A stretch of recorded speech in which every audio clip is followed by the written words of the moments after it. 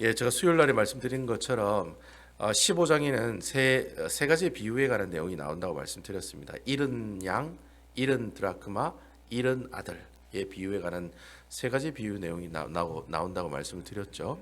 그래서 제가 잃은 양과 잃은 드라크마에 관한 이야기를 말씀드렸고요. 오늘은 잃은 아들에 대한 요즘 잘 아시는 탕자의 비유죠. 탕자의 비유에 관한 이 내용을 여러분들과 함께 살펴보도록 하겠습니다. 우리가 이 세 가지 비유를 예수님이 왜 얘기하셨느냐, 그 배경이 15장 1절과 2절에 잘 나온다고 제가 말씀을 드렸습니다. 여러분 대충 기억하시죠? 어떨 때 이 세 가지 비유를 얘기하십니까? 예수님께서 세리와 죄인들과 함께 뭘 하시죠? 식사를 하시죠.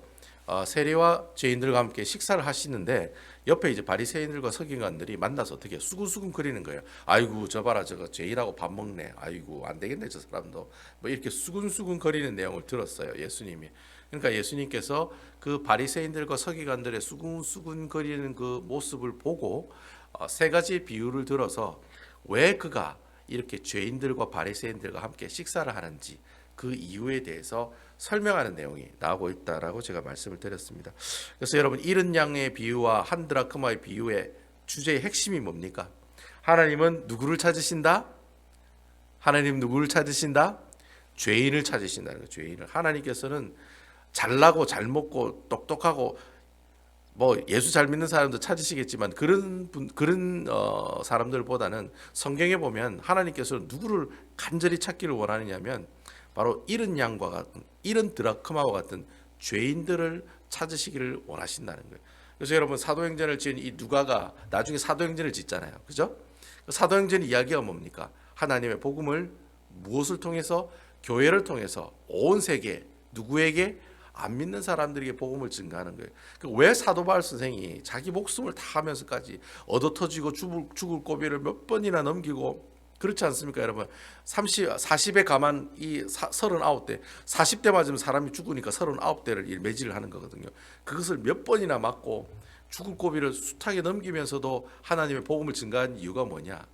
죄인을 찾아 회개케 시키는 것을 누가 기뻐하세요? 하나님 아버지가 기뻐하신다는 거예요. 그걸 제일 기뻐한다는 거예요. 그걸 제일 기뻐하시기 때문에 하나님께서 그 일을 감당하라고 만든 공동체가 뭐예요? 그게 교회다라는 거예요. 여러분들 예수 믿는 사람들끼리 마음 맞아가지고 우리 목사님 한 사람 세워가지고 예배나 드립시다 하고 만든 게 교회가 아니라는 거예요. 교회라는 것은 여러분 샬롯에 살고 있는 믿지 않은 영혼들에게 예수 그리스도의 복음을 증거해서 그들이 예수를 믿고 주님의 품으로 돌아오게 하기 위해서 이 베다니 교회가 세워진 줄로 믿으시기 바랍니다.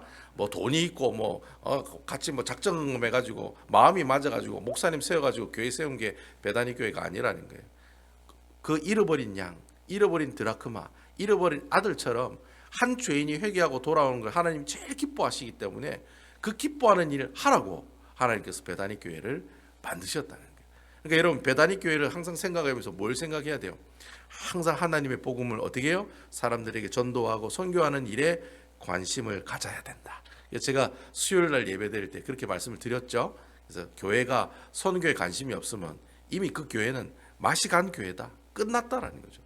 사람들 모여가지고 밥만 먹는 그런 밥 공동체밖에 안 된다는 거예요. 하지만 하나님께서 이 베다니 교회를 세우신 것은 여기에 계시는 분들 다 연로하신 분이지만 여러분들을 통해서 그래도 끝까지 안 믿는 사람이 있으면 그 사람들 다시 돌아오게 해서 하나님 나라의 백성으로 만드는 그 기뻐하시니까 그 일 끝까지 하라고 여러분들 이렇게 하나님께서 세워주시고 힘주시고 기력 주셨다는 것 꼭 기억하는 여러분 되시기 바랍니다. 어쨌든 여러분, 오늘 이 잃어버린 아들의 비유는 삼척동자도 다 아는 이야기입니다. 그죠? 내가 교회를 좀 다녔으면 이거 한 번쯤 다 설교 들었던 탕자의 비유라는 거죠. 그래서 제가 이 내용을 가지고 이렇다 저렇다 얘기하는 것보다 여러분들 한 말씀 구줄구줄 하나하나 보면서 제가 여러분들에게 설명하는 게, 강해를 하는 것이 훨씬 더 좋겠다라는 생각이 듭니다. 그래서 제가 오늘 11절부터 뒤에 32절까지 한 절씩 다 여러분들에게 설명을 해드릴 거예요. 그러면서 하나님께서 우리에게 주신 영적인 교훈이 뭘까? 이 잃은 양의 비유를 통해서 하나님께서 우리 교회를 향해서, 나를 향해서, 우리 가정을 향해서 무슨 얘기를 하고 싶으실까? 그걸 한번 여러분들과 함께 살펴보도록 하겠습니다. 자, 그럼 우리 다 같이 우리 방송을 보시는 분도 우리 11절 12절 말씀 다 같이 한번 읽어보도록 하겠습니다. 11절과 12절 말씀 읽어보겠습니다. 시작. 또 이르시되 어떤 사람에게 두 아들이 있는데 그 둘째가 아버지에게 말하되 아버지여 재산 중에서 내게 돌아올 분깃을 내게 주소서 하는지라. 아버지가 그 살림을 각각 나눠 주었더니, 원래 그 유대인 관습으로 볼 때 아버지가 살아있을 때 재산을 달라고 하면 이거는 신명기 21장에 있는 말씀처럼 패역한 아들이기 때문에 돌로 쳐 죽이는 게 맞습니다.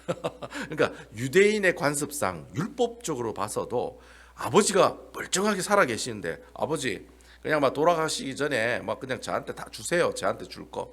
그래서 보통 아들이 둘이 있으면 큰 아들한테는 많이 줍니다. 한 2배 정도 더 줍니다. 그러니까 뭐 2배 정도 더 주고 한 3분의 2는 큰 아들 주고 3분의 1은 둘째 아들한테 주거든요. 이제 3분의 1 그거 달라는 거예요. 아버지가 살아있는데.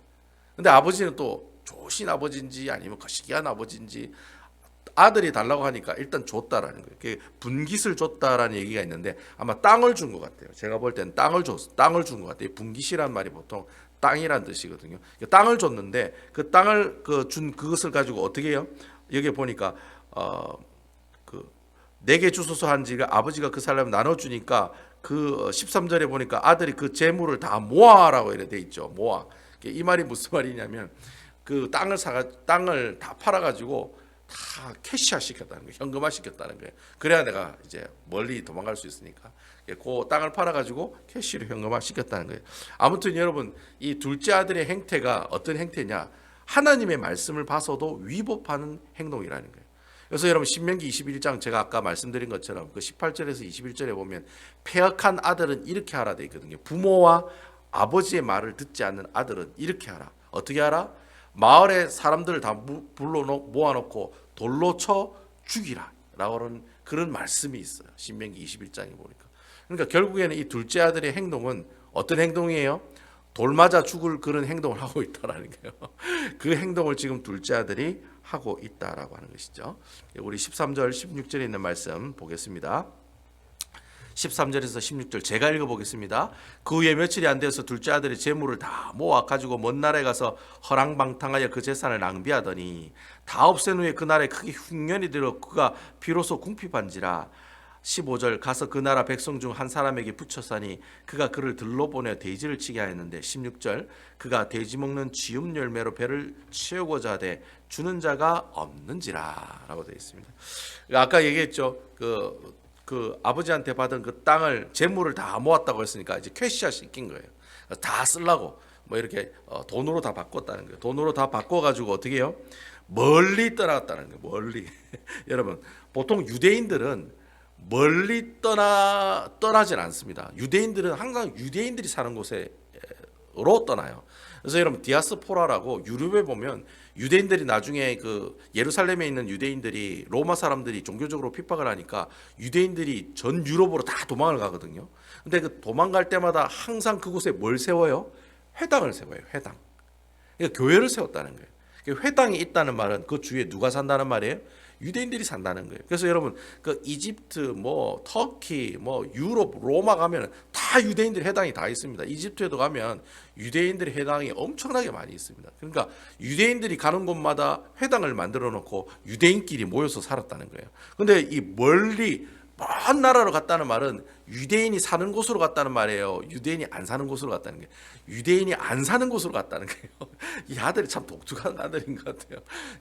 이방인들이 사는 나라로 갔다는 거예요. 그러니까 이 뭐 유대인들하고는 이제 어떻게 산다는 거예요. 나는 앞으로 하나님의 말씀이고 뭐고 나발이고 하나도 그 말씀 가지고 안 살고 어떻게 살겠다? 이방인들처럼 내 마음대로 살겠다는 거예요. 막 내 마음대로 막 허랑방탕하게 여자들하고 같이 놀면서 그냥 내가 막 돈 다 쓰겠다는 거예요.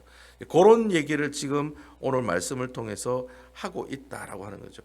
근데 이렇게 이방인 수준으로 살아간 이 모습들을 살아가다가 결국에는 재산이 다 어떻게 돼요? 다 없어지죠. 점점 재산이 없어지고 거기다가 어떻게 해요? 가문까지 겹치면서 어려움을 겪게 됐다는 거예요. 그러니까 아주 잘 살다가 결국에는 땅바닥까지 내려가게 하셨다는 거예요. 누가 그렇게 하신 거예요? 여러분 내가 아주 사업으로 성공하다가 땅바닥까지 떨어지게 하시는 분이 누구예요? 그놈이 아니고 하나님이시라는 거예요. 보통 사바다가 망하면 그놈 때문에 망했다 이렇게 얘기하는데 그분이 아니라 누구예요?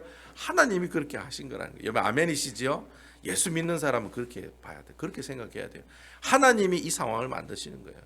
교회가 어려운 건 누구 때문이 아니라 누구 때문에요? 하나님께서 그렇게 하시는 거라는 거예요. 아멘이시지요? 하나님이 다 하시는 거예요. 하나님이 우리의 삶을 이렇게 주관하지 않으면 내가 예수 믿을 필요가 없죠. 내 마음대로 살면 되지. 근데 어떻게 해요? 내가 하나님을 믿기 때문에 이 상황은 누가 주신 상황이에요? 하나님이 주신 상황이라는 거예요. 그래서 어쨌든 보통 이렇게 어려우면 유대인들은 누구를 찾아가요? 유대인들을 찾아가는 게 맞아요. 아시겠죠? 그러니까 내가 유대인이기 때문에 일이 힘들면 유대인을 찾아가는 게 맞는데 이 아들은 누구를 찾아가요? 돼지 키우는 사람을 찾아갔다는 거예요. 돼지를 키우는 이 유대인들은 돼지고기를 안 먹습니다. 왜냐하면 레위기서에도 보면 절대로 굽이 있는 동물은 절대 먹으면 안 된다. 그러니까 돼지고기를 먹지 말라고 돼 있어요. 왜 그러냐면은 돼지고기 자체가 아주 지저분한 동물이고 불결해서 그런 게 아니라 중동 지방은 날이 덥기 때문에 이 돼지 같은 동물들을 먹으면 이 돼지 자체가 이 균이 많아요. 균이 무슨 말인지 아시겠죠? 그래서 더럽고 키우기도 더럽고 위생상 너무 안 좋아요. 그러니까 이래 사막이나 중동 지방에 사는 사람들은 양과 소를 먹지 돼지는 먹지 않는다는 거예요. 더럽고 불결하고 위생적으로 안 좋기 때문에 하나님이 아예 그냥 이스라엘 백성들에게 레위기 말씀에 보면 굽이 있는 돼지고기를 절대 먹지 마라. 그렇다고 여러분 오늘날에 그럼 우리도 돼지고기 안 먹어야 됩니까? 삼겹살 끊어야 되겠네. 그게 아닙니다, 여러분. 그거는 그 당시 유대인들 중동 지방에 있는 사람들에게는 돼지고기를 먹지 않는 게 더 위생적으로나 건강적으로 더 좋기 때문에 하나님께서 그래 이스라엘 백성들에게만 그래 말씀하신 거지. 우리도 돼지고기 안 먹고 돼지고기 얼마나 좋은데요, 얼마나 맛있고 삼겹살이 얼마나 맛있는데요. 그리고 얼마나 건강해지는데요. 잘 먹으면 건강해지잖아요. 잘 먹으면 그것도 많이 먹으면 나중에 콜레스테롤이 많아져가지고 힘들지만은 어쨌든 여러분 이렇게 유대인들은 돼지를 이렇게 키우지도 않고 돼지고기를 먹지도 않는데 지금 이 둘째 아들이 누구한테 가요? 돼지를 키우는 사람 밑에 갔다는 말은 이방인 밑에 가서 어떻게 해요? 돼지를 키우는. 그러니까 유대인이 원래 돼지를 가까이 하면 안 되는데 돼지와 가까이 하고 돼지가 먹는 음식을 먹는 그것도 잘 못 먹는 그런 처지까지 하나님께서 이 둘째 아들을 몰아가셨다. 그 밑바닥까지 땅바닥까지 하나님께서 비참하게 떨어지게 하셨다는 거예요. 왜 그랬을까요, 여러분? 왜 그랬을까요? 돌아오게 하려고요. 돌아오게 하려고. 그러니까 여러분 내가 이 세상 살면서 잘 먹고 100만 불짜리 집에 살고 내가 아주 잘 먹고 잘 살고 부자로 사는 것 그게 내 삶의 인생의 목적이 아니라는 거예요. 내 인생의 목적이 삶의 목적이 뭐냐? 예수 믿는 사람들은 어떤 거예요? 내 인생이 내 삶의 목적은 누구를 만나는 거예요? 하나님을 만나는 거예요. 아멘이시죠? 하나님을 만나서 예수쟁이가 되는 것이 그게 하나님께서 기뻐하시는 삶의 모습이고 그게 내 인생의 최종적인 목적이라고 해요. 그러니까 여러분 하나님께서 이 비참한 이 삶까지 내려가게 하신 이유가 뭐냐? 내가 왜 이렇게 안 풀리는 이런 환경을 하나님께서 왜 주셨느냐? 하나님께서 다시 돌아오게 하려고 하나님이 기뻐하시는 사람으로 사용하기 위해서 이런 상황들을 허락해 주셨다는 겁니다. 그래서 여러분 우리 계속해서 17절에서 19절에 있는 말씀 한번 읽어보도록 하겠습니다. 17절에서 19절인데 우리 다 같이 한번 읽어볼까요? 19절에서 19절, 17절에서 19절 시작. 이에 스스로 돌이켜 이르되 내 아버지는 양식이 풍족한 품꾼이 얼마나 많은가. 난 여기서 줄여 죽는구나. 18절 내가 일어나 아버지께 가서 이르기를 아버지 내가 하늘과 아버지께 죄를 지었사오니. 19절 지금부터는 아버지의 아들이라 일컬음을 감당하지 못하겠나이다. 나를 품꾼의 하나로 보소서 하리라 하고. 자 이제 이 말씀이 이제 이 둘째 아들이 탕자가 이제 어떻게 해요? 자신의 죄를 깨닫고 돌이키는 그런 장면을 볼 수가 있습니다. 어떤 신학자들은 이 내용이 탕자가 회개했다 이렇게 얘기하는 사람도 있고 아니다 이게 무슨 회개냐 지가 잘못했다는 걸 깨달은 거지 라고 얘기하는 사람이 있습니다. 제가 볼 때는 진정한 회개는 아닌 것 같아요. 회개라고 하는 것은 열매가 나타나야 되거든요. 그러니까 자기가 지금은 하나님께 떨어져 있지만 완전히 아버지의 품에 안기면 그게 회개라는 거죠. 아멘이시죠? 그러니까 아직 아버지의 품에 안기지 않았다는 거죠. 그냥 자기가 잘못했구나라는 사실을 깨달았을 뿐이라는 거죠. 그런 내용이 오늘 본문의 말씀을 통해 이야기하고 있다는 겁니다. 여기서 제가 회개에 대해서 여러분 몇 가지 말씀드리는데, 여러분 회개는 내가 하는 거예요, 아니면 하나님이 하라고 해야 하는 거예요? 내가 하는 거예요, 하나님이 하게끔 해야 하는 거예요? 내가 하는 거예요? 내가 하는 거예요 이러면은 약간 좀 순복음 쪽이나 아니면 감리교 쪽 사람들이 그렇게 얘기를 하는데 자, 여러분 회개는 내가 하는 게 아닙니다. 하나님이 회개할 수 있는 기회를 줘야 회개를 하는 겁니다. 아멘이시죠? 여러분 장로교 신자들이죠. 장로교 신자들은 모든 회개의 포커스는 내한테 있는 게 아니라 누구한테 있는 거예요? 하나님한테 있는 거예요. 그래서 여러분 예수 믿는 게 복이에요, 복이 아니에요? 복이에요. 내가 회개해서 복을 받은 게 아니라 하나님이 회개할 기회를 허락해 주셨기 때문에 내가 회개를 한 거예요. 그래서 예수 믿는 게 뭐예요? 복이다. 내가 만약에 회개하고 내가 잘해가지고 내가 잘나가지고 예수 믿으면 어떻게 해요? 나중에 뭐라고 얘기하죠? 내가 하나님 믿은 거지 하나님 내 예수님 믿게 한 게 아니다. 그래 얘기한다니까요. 근데 우리 장로교 보수주의 개혁주의적인 교회에서는 회개조차도 누가 허락하셔야 할 수 있는 거예요? 하나님이 허락하셔야 할 수 있는 거예요. 자, 여러분 보세요. 지금 이 탕자의 회심을 보세요. 탕자가 잘못했다고 뉘우치는 걸 보세요. 이게 자기가 뉘우치고 싶어서 뉘우치는 거예요, 아니면 하나님이 그래 환경을 만드셨어요? 하나님 그렇게 환경을 만드셨잖아요. 회개는 내가 하는 게 아니라 누가 하시는 거예요? 하나님이 하시게끔 기회를 주셔야지만이 내가 회개할 수 있는 거예요. 그러니까 여러분, 하나님 내가 잘못했습니다 하고 교회 와서 눈물 흘리는 거, 그 내가 그래 하고 싶어서 그래 한 게 아니라 누가 그래 하신 거예요? 하나님이 그렇게 하신 거라는 거예요. 아멘이시죠? 그래서 예수 믿는 게 복이에요. 내가 예수를 믿어야 되겠다고 교회 왔기 때문에 예수 믿고 복 받은 게 아니라 하나님이 그렇게 교회 와서 하나님 앞에 회개하고 이제는 죄인으로 살지 않고 하나님 백성으로 살겠습니다 하고 주님께로 돌아오는 그 과정을 하나님께서 그래 허락해 주셨기 때문에 내가 하나님 앞에 회개하고 하나님 나라의 백성이 된다는 거예요. 그래서 우리 보수주의적인 개혁주의적인 교회에서는 그래 얘기하고, 저쪽에 감리교라든지 순복음 쪽에는 누가 포커스예요? 내가 포커스예요. 내가 회개해야지. 내가 뭐 남이 뭐 거시기에도 내가 회개해야지 뭐 회개할 수 있는 거지라고 얘기해요. 그래서 이게 뭐 이것도 목사님 틀린 거예요 이러면 틀린 건 아니에요. 맞는 말이에요. 하지만 우리 장로교 쪽에서는 모든 회개의 포커스를 사람한테 두는 게 아니라 누구한테 둬요? 하나님한테 둔다는 거죠. 아멘이시죠? 그래서 우리는 우리가 하는 회개는 누가 허락해 주셔서 하는 거라? 하나님 허락해 주셔서 하는 거예요. 그러니까 여러분 하나님 앞에 잘못했습니다. 이거는 내가 잘못했다는 것을 내가 스스로 깨달아가 내가 하나님 앞에 오는 게 아니라 하나님이 그렇게 잘못했다는 그런 환경을 만들어 주시고 하나님께서 네가 회개해야 할 그런 환경을 만들어 주셨고 교회로 인도해 주셨기 때문에 내가 어떻게 해요? 하나님 앞에 회개할 수가 있다는 거예요. 우리의 모든 회개의 포커스는 누구한테 있는 거예요? 하나님한테 있는 거예요. 아멘이시죠? 그러니까 다음에는 누가 회개합니까? 이러면 내가 합니다. 이러면 안 됩니다, 여러분. 하나님이 하게끔 해야 내가 할 수 있다. 하나님이 허락하셔야 회개할 수 있는 거예요. 아시겠죠? 여러분, 내가 와가지고 하나님한테 잘못했습니다 했는데 하나님이 아니 너 뭐 됐어 너 가 이러면 안 되는 거예요. 하나님이 노 하면 끝이에요. 하나님 너 회개할 필요 없어 너 그냥 가 이러면 끝이라니까요.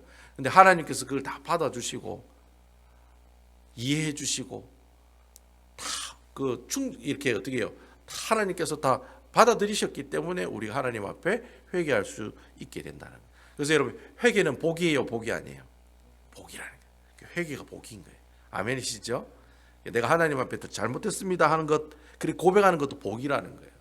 왜냐하면 하나님이 그 사람을 함께 해 주시기 때문에. 하나님 그 사람 함께 안 하면 회개할 마음도 안 주세요. 어떻게 해요? 강팍하게 살아가는 거예요. 강팍하게. 내가 뭐 회개할 게 있냐? 내가 뭐 사과할 게 뭐 있냐? 그러면서 사는 거예요. 그러니까 사과하고 회개하는 것도 누가 주시는 마음이에요? 하나님이 주시는 마음이다. 하나님이 안 주면은 사과도 못 해요, 여러분. 내가 어떻게 사과를 하겠어요? 내 고집과 내 자존심이 센데 어떻게 남에게 내가 잘못했습니다라고 고개를 숙이겠어요? 하나님이 그 마음 주셔야지 그래 할 수 있다라고 하는 겁니다. 아시겠죠? 자, 20절에서 24절에 있는 말씀 우리 다 같이 한번 보도록 하겠습니다. 20절에서 24절에 있는 말씀입니다. 제가 읽을게요. 20절에서 24절. 이에 일어나 아버지께로 돌아가니라. 아직도 거리가 먼데 아버지가 그를 보고 측은히 여겨 달래가 목을 안고 입을 맞추니. 21절. 아들이 이르되 아버지 내가 하늘과 아버지께 죄를 지었사오니 지금부터는 아버지의 아들이라 일컬음을 감당하지 못하겠나이다 하나. 22절. 아버지는 종들에게 이르되 제일 좋은 옷을 내어다가 입히고 손에 가락지를 끼우고 발에 신을 신기라. 23절. 그리고 살진 송아지를 끌어다가 잡으라. 우리가 먹고 즐기자. 24절. 이 내 아들은 죽었다가 다시 살아났으며 내가 잃었다가 다시 얻었노라 하니 그들이 즐거워하더라. 아멘. 여기 보면은 20절에 보니까 아주 멋있는 표현이 나오네요. 아직도 거리가 먼데 아버지가 그를 보고 측은히 여겨 달려가 목을 안고 입을 맞추니라는 말씀이 있습니다. 여러분, 이 말씀이 왜 충격적인 표현이냐면 원래 그 중동 지방에 있는 사람들은요, 아버지가 이래 막 뛰는 것, 이거 채통 없는 짓이라고 얘기합니다. 그래서 절대로 나이 많으신 사람들은 어떻게 해요? 절대 이렇게 막 뭐 미친 사람처럼 이렇게 달려가는 그런 행동을 안 합니다.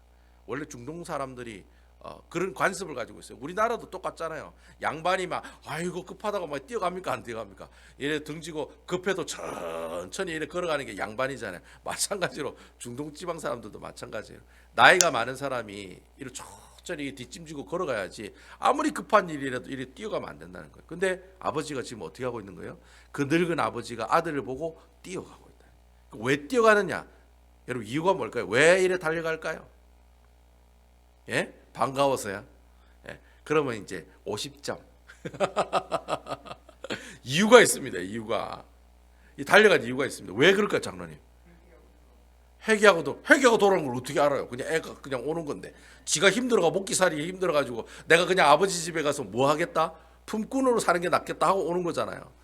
그러니까 이거는 회개라기보다는 회심이라는 표현이 더 좋은 것 같아요. 그냥 내가 잘못했다는 걸 깨달은 거예요. 일단 오는 거예요.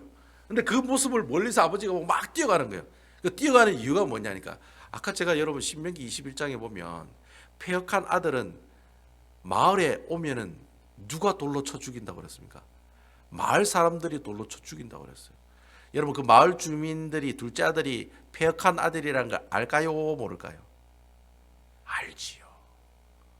그러니까 둘째 아들이 오는데 옆에 있는 김씨 아저씨가 어이 저놈 저거 그 박씨네 둘째 아들이 아주 죽일 놈이잖아. 이놈 죽여야지 하면 돌로 어떻게 해요? 발견 즉시 어떻게 해요? 돌로 던져서 쳐 죽여도 그 사람 살인죄가 성립이 안 되는 거예요. 그러니까 아버지가 왜 달려갔냐면 아들이 죽을까 싶어가지고 달려간 거예요. 아들이 죽을까 싶어서. 동네 사람들이 먼저 보고 아들에게 돌 던져가지고 아들이 돌 맞아 죽을까 싶어서 달려간 거예요. 아멘이시죠? 그러면 이게 막 확 막 가슴에 와닿죠. 야, 아버지가 채통 없이 왜 그래 달려갔어요? 아들 살리려고 달려간 거예요. 아멘입니까? 우리 주님이 그런 분이라니까요, 여러분. 자아가 혹시 죽을까 싶어가지고 어떻게 해요? 막 달려가가지고 우리 장로님, 권사님한테 막 달려가가지고 어떻게 해요? 그 아들을, 돌아오는 그 아들을 목에 안고 키스하고 신발 신겨주고 옷 주고 가락지 끼워주고. 그러니까 아들의 신부를 다 회복한다는 말이에요. 가락지도 끼워주고 옷도 입혀주고 신발을 신었단 말은 너 이제 어떻게 해요? 네 우리 아들이야 라는 걸 증명해주는 그런 표현의 모습들이라는 거예요. 그 아버지가 그 둘째 아들이 오면은 동네 사람들이 폐역한 아들이라고 돌로 던져가지고 죽일까 싶어가지고 멀리서 지켜보는 거예요. 내가 먼저 발견해야 되니까. 동네 사람들보다 내가 먼저 발견해야 되니까 멀리 오는 아들 보고 어떻게 해요? 끝까지 달려가는 거예요. 그 모습을 오늘 말씀을 통해 우리에게 어떻게 해요? 보여주고 있다는 거예요. 그러면서 아들은 품꾼이 되겠다 생각하고 종이 되겠다고 왔는데 아버지는 그 아들을 보고 종으로 삼지 않고 어떻게 삼아요? 이전에 삼았던 그 아들의 신분들을 어떻게 해요? 다 회개하면서 오히려 그 아들에게 옷을 입혀주고 신발 신겨주고 가락지 끼워주고 또 나중에는 어떻게 해요? 사람들 불러가지고 살진 송아지로, 살진 송아지. 여러분, 송아지긴 송아지인데 무슨 송아지예요? 살진 송아지. 이 살진 송아지라는 것, 막 이래 막 아주 막 튼실하게 살이 많은 송아지잖아요. 이게 바로 이 시편에 보면 넘치는 잔. 이 하나님의 축복을 말하는 거예요. 그러니까 하나님께서 우리에게 축복을 주면은 잔에 술이 쩍쩍쩍쩍쩍 넘칠 정도로 축복을 주신다는 거예요. 아멘이시죠? 송아지를 주셔도 어떤 송아지를 줘요? 삐짝 마른 삐짝 고른 송아지를 주는 게 아니라 살진 송아지를 주신다는 거예요. 어떻게 하면? 죄인이 하나님께 회개하고 돌아오면 이전에 네가 어떤 죄를 가지고 어떤 삶을 살아갔든지 상관없어. 너는 지금 내 누구다?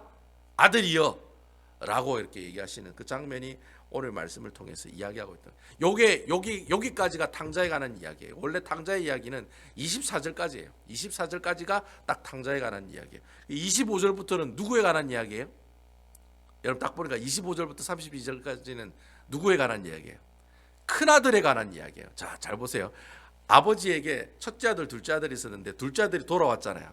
그 얘기는 24절까지 나오고 25절부터는 그 돌아온 둘째 아들, 자기 동생이 돌아온 모습을 보고 난 다음에 첫째 아들의 반응이 나오고 있다라는 거예요. 그 얘기가 25절 말씀부터 나오고 있습니다. 그러면 과연 이 첫째 아들은 어떤 모습을 보였는지 우리 한번 보도록 할게요. 25절에서 27절에 있는 말씀 우리 한번 읽어보도록 하겠습니다. 25절부터 27절 같이 한번 읽어보겠습니다. 25절부터 27절입니다. 25절 시작. 맏아들은 밭에 있다가 돌아와 집에 가까이 왔을 때 풍악과 춤추는 소리를 듣고 26절 한 종을 불러 이 무슨 일인가 물은데 27절 대답하되 당신의 동생이 돌아왔으니 당신의 아버지가 건강한 그를 다시 맞아들이게 되므로 인하여 살진 송아지를 잡았나이다 하니 라고 되어 있습니다. 그래서 여러분 그 여기에 보면 첫째 아들이 누구예요? 원래 첫째 아들은 예수님께서 이 비유를 하기 전에 누구 때문에 이 얘기를 하잖아요. 누구예요? 바리새인들과 서기관들이 수군수군 하니까 그 얘기를 들으시고 이야기한 내용이 이 비유의 내용이잖아요. 그러니까 여러분 오늘 본문에 나오는 이 첫째 아들은 누구냐 하니까 바리새인들과 서기관들을 얘기하는 거예요. 아시겠죠? 그러니까 바리새인들과 서기관들이 지금 이 첫째와 같다라고 이야기하시기 위해서 첫째 아들에 관한 이야기를 한다는 거예요. 자, 그럼 여기 보니까 첫째 아들이 동생이 돌아왔다는 얘기를 들었어요. 그 동생이 돌아왔다는 얘기를 들고 어떻게 해요? 잔치가 막 벌어진 사실을 종을 통해서 이제 알게 되었다는 거죠. 근데 여러분 28절부터 보면은 그가 노하여라는 표현부터 나옵니다. 열받았다는 거죠. 이 첫째 아들이 아버지가 이 허랑방탕한 이 둘째 아들이 돌아온 것들에 대해서 혼내는 게 아니라 오히려 잔치를 벌여가지고 동네 사람들하고 막 잔치하고 있으니까 그 모습을 보고 이 형이 너무나도 열이 받았다, 노했다라는 얘기가 있습니다. 그러면서 어떻게 해요? 이 29절과 30절에 보면 이 열받은 이 마음을 가지고 아버지께 뭐예요? 이렇게 질문하는 내용이 나옵니다. 아버지께 막 이렇게 아버지께 질문을 해요. 그리고 질문을 하니까 아버지가 그 내용에 대해서 대답하는 내용이 29절과 30절에 보면 나오는 거예요. 그러니까 이 큰아들도 할 말이 있는 거예요. 아버지 어떻게 그러실 수가 있습니까? 나는 지금 연락이 일하고 있는데 그 재산 다 파는 거 동생 들어오면 쫓아내야지. 왜 다시 불러들여가지고 잔치를 하냐고. 기분이 나쁜 거예요. 그래서 아버지한테 컴플레인 하니까 아버지가 이 아들에게 큰아들에게 뭐라고 얘기합니까? 29절과 30절에 있는 말씀 제가 한번 읽어보겠습니다. 아버지께 대답하여 이르되 내가 여러의 아버지를 섬겨 명을 어김없이 어김이 없거늘 내게는 염소 새끼라도 주어 나와 내 벗으로 즐기게 하신 일이 없더니 아버지의 살림을 장녀들과 함께 삼켜버린 이 아들이 돌아오며 이를 위하여 살진 송아지를 잡으셨나이다. 요 내용이 29절 30절이 첫째 아들이 이제 컴플레인하는 내용이네요. 그죠? 왜 저에게는 뭐요? 내 벗과 함께 있을 때는 염소 새끼도 한 마리 안 잡아주더니 왜 둘째 아들이 이렇게 돌아왔는데 이렇게 잘 먹고 잘 살게 해주느냐, 그런 불만을 지금 29절과 30절에 얘기하고 있어요. 근데 여러분 29절과 30절에 보면은 이 큰아들이 아버지한테 얘기하는 내용을 잘 살펴보면 아주 망나니 같은 망언을 하고 있어요.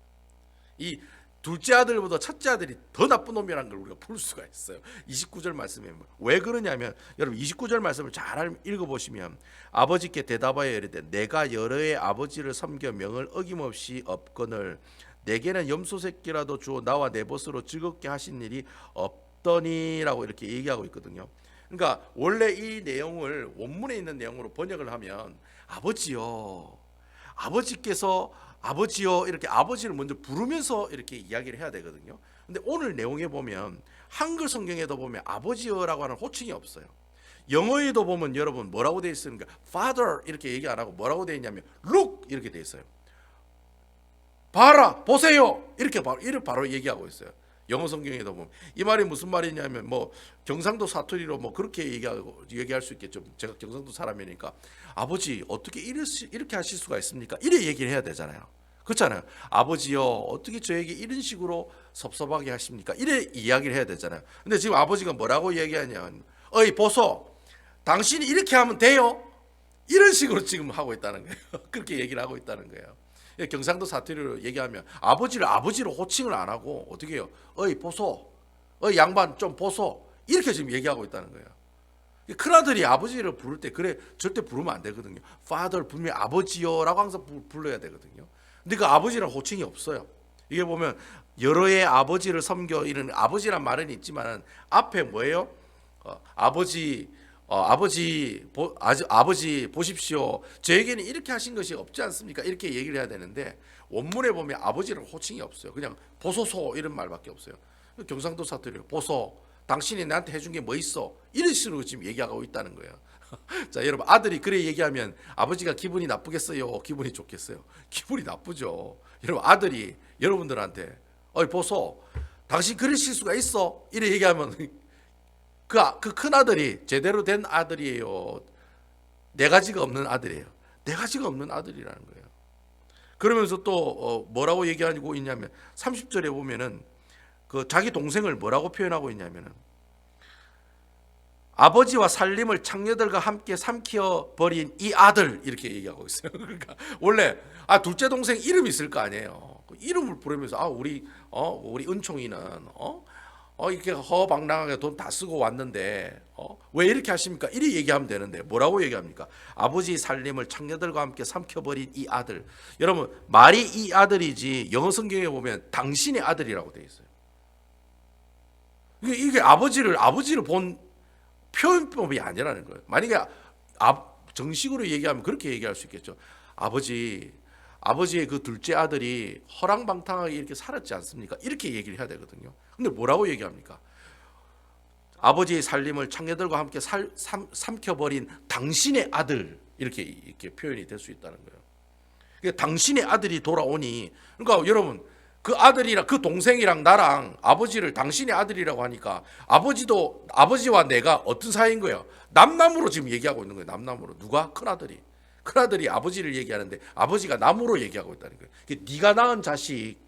네가 낳은 자식이 허랑방탕하게 돌아왔는데 이렇게 지금 얘기하고 있다는 거예요. 첫째 아들이 옳게 된 사람입니까? 아니면 옳게 안 된 사람? 옳게 안 된 사람이라는 거예요. 이 첫째 아들도 결국에는 어떤 아들이에요? 패역한 아들이라는 거예요. 중요한 건 거기 있다는 거예요.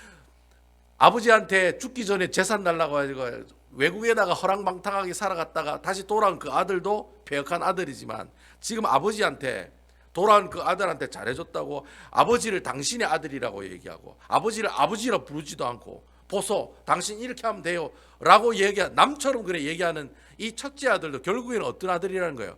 패역한 아들이라는 거예요. 그러니까 개찐도찐이라고. 뭐예요? 무슨 말입니까? 그 나물의 그 밥이라고. 첫째 아들도 패역한 아들이고 결국 둘째 아들도 패역한 아들이라는 거예요. 그러니까 아들 둘이 다 똑같다는 거예요. 둘 다 어떤 아들이라는 거예요? 말 사람들에게 돌맞아 죽을 사람들이라는 거예요. 첫째 아들도 그렇고 둘째 아들도 그렇다는 거예요. 첫째 아들이 아버지 밑에서 나는 둘째 아들처럼 당자처럼 그렇게 살다가 돌아온 아들이 아니라면서 그렇게 말하고 있지만, 실질적으로 이 첫째 아들이 어떤 아들입니까? 아버지가 죽기를 기다리고 있는 아들이라는 거예요. 효도를 안 하는 완전 패역한 아들의 전형적인 모습들을 또 하나 보여주고 있다라는 거예요. 근데 여러분, 중요한 것은 자 보세요. 패역한 둘째 아들을 아버지가 영접했어요, 안 했어요? 영접했죠. 아멘이죠. 자, 이렇게 첫째 아들이 아버지가 살아있지만은 이 첫째 아들이 아버지를 당신이라고 얘기하고 호칭도 안 부르는 이 패역한 이 첫째 아들 또한 이 아버지가 이 첫째 아들을 받아들일까요? 안 받아들일까요? 받아들인다는 거예요. 그 받아들이는 얘기가 31절 32절에 보면 나온다는 거예요. 우리 31절 32절. 자, 말도 안 되는 첫째 아들도 하나님께서 이렇게 영접하시는 그 내용을 우리가 보겠습니다. 31절 32절 우리 다 같이 한번 읽어보겠습니다. 시작. 아버지가 이르되 너는 항상 나와 함께 있으니 내 것이다, 내 것이로다. 이 동생은 죽었다가 살아났으며 내가 잃었다가 얻기로 우리가 즐거워하고 기뻐하는 것이 마땅하니라. 야, 내가 가지고 있는 재산 다 네 거 아니냐? 그렇잖아요. 이미 둘째 아들한테는 재산을 줬기 때문에 지금 있는 재산은 다 누구 거예요? 큰아들 거라는 거예요. 상기시켜 주는 거예요. 야, 네 그래 열받을 필요도 없고 화낼 필요도 없다고. 왜냐하면 여기 있는 모든 재산은 다 누구 거예요? 네 거라는 거예요. 그러면서 오히려 네 동생은 죽었다가 살아났지 않느냐. 죽었다가 살아났지 않느냐. 죽었다가 다시 살아난 그 동생을 보면서 어떻게 하라는 거예요? 우리는 즐거워하고 어떻게 해요? 기뻐하고 잔치에 참여하는 것이 옳다. 그러니까 아버지가 첫째 아들을 그 잔치에 지금 어떻게 하고 있는 거예요? 초청하고 있다라고 하는 겁니다. 여러분, 이런 분이 누구예요? 바로 우리 주님이라는 거예요. 여러분, 집 나간 아들은 누구를 말하는 거예요? 죄인과 세리들을 얘기하는 거예요. 근데 여러분, 집 나간 아들을 비난하고 불평하는 첫째 아들은 누구예요? 지금의 바리새인들과 서기관들이라는 거예요. 결국 예수님께서 이 세 가지 비유를 얘기하면서 얘기하고 싶었던 내용이 그거예요. 야, 너 바리새인들과 서기관들도 아직까지 늦지 않았어. 너희가 만약에 회개하고 주님 앞에 돌아오면 너희도 어떻게 할 수 있다? 하나님의 백성이 될 수 있다. 어쩌면 여러분, 이 세 가지 비유는 우리에게 얘기하는 것이 아니라 누구에게 얘기하는 거예요? 그 바리새인들과 서기관들에게 얘기하시는 거예요. 여러분, 바리새인들과 서기관들, 예수님께서 그 사람들 때문에 십자가에 못 박혀 죽잖아요. 그 사람들 때문에 고통을 당하시고 그 사람들 때문에 죽을 고비를 몇 번이나 넘기시잖아요. 그래요, 안 그래요? 내가 정말 어떻게 보면 인간적으로 미워할 수밖에 없는 그 사람인데도 불구하고 예수님은 그런 사람들조차도 어떻게 하기를 원하신다? 회개하고 돌아오기를 원하신다. 아멘이시지요? 이런 일들을 감당하는 공동체가 어디예요? 교회라고 하는 교회. 그래서 여러분, 교회가 전도하고 선교하고 하나님의 복음을 증가하는 그런 모습들을 가지지 못하면 어떻게 해요? 하나님께서는 결국에는 그 교회를 버리실 수밖에 없다라고 하는 거예요. 정말 하나님 기뻐하시는 교회, 그 교회는 어떤 교회냐? 바로 이런 하나님의 복음, 하나님의 뜻들을 잘 알아서, 지금 여러분 탕자의 비유 이 내용을 잘 우리가 알아서, 아, 우리 교회가 하나님 기쁘시게 하는 교회가 되어야 되겠구나. 그럼 우리가 이 베다니 교회가 하나님을 어떻게 기쁘시게 할 수 있습니까? 사람이 많이 오면 기쁘시게 할 수 있습니까? 헌금을 많이 내면 기뻐하실 수 있어요? 아니에요. 믿지 않은 사람들에게 예수님을 전하고 그 믿지 않은 사람들이 이 교회에 와서 세례받는 사람들이 나와야 돼요. 여러분, 아멘입니까? 그 교회가 살아있냐 아니냐를 결정하는 척도가 뭐냐니까 사람이 많냐가 아니에요. 한 해 세례받는 사람이 몇 명이냐, 그거 가지고 여러분 건강한 교회다 아니다를 결정한다는 거예요. 저희 교회도 적어도 1년에 한 명은 세례받는 그런 역사가 나타나기를 주님 이름으로 축원을 드리겠습니다. 그래서 여러분, 아멘 하셔야죠. 다 아멘 하시죠? 네, 아멘 하시죠. 아멘. 그래서 저희 교회도 사람이 적어도 한 명이라도 하나님 앞에 회개하고 돌아오는 그런 세례받는 영혼, 회개하고 나오는 영혼, 그런 영혼이 나오는 아름다운 하나님이 기뻐하시는 교회가 되는 모습이 있기를 주님의 이름으로 축원을 드리겠습니다. 제가 이 말씀을 보면서 그런 생각이 들었어요. 사실 우리가 공동체 생활 같이 하다가 교회를 나가신 분들이 있잖아요. 공동체를 떠나신 분들이 있으면 솔직히 좀 마음도 아프고 기분도 나쁘고 그렇잖아요, 솔직히. 하지만 하나님께서 이 말씀을 주시면서 하는 그 마음이 그런 마음을 주시더라고요. 이 공동체를 떠나더라도 아예 교회를 안 나오는 것이 아니라 혹시 다른 교회라도 다닌다면 그러면 우리 기뻐하자. 여러분, 아멘이시죠? 기뻐하자. 그 기뻐하자. 그 사람들이 영원토록 탕자처럼 그냥 어떻게 해요? 아예 그냥 외국에 살아가지고 그렇게 살다가 죽는 사람들이 아니잖아요. 뭐 어떻게 했든지 간에 돌아가잖아요. 돌아가서 아버지를 찾아가고 그곳에서 예배드리고 자신의 신앙이 회복된다면 그것으로 우리 기뻐하자. 그러면 그 모습을 하나님께서 어떻게 해요? 기뻐하실 거다. 저는 그렇게 확신이 듭니다. 그래서 어쩌든 여러분 한간에 있는 여러 가지 어떤 어려움들 때문에 뭐 그럴 수가 있냐 마음은 그래 가지세요. 그렇게 하더라도 우리가 들리는 소식에 또 좋은 신앙생활을 하고 있다는 그 소식이 들리면 그것도 감사할 일 아니겠어요? 여기서는 그래 못했는데 거기서는 그래 잘하면 그것 또한 하나님께서 기뻐하시는 일이다 라고 저는 생각합니다. 그러니까 아무쪼록 여러분, 우리가 그분들을 보면서 그런 소식 들으면 기뻐하는 모습이 있기를 주님의 이름으로 축원드리겠습니다.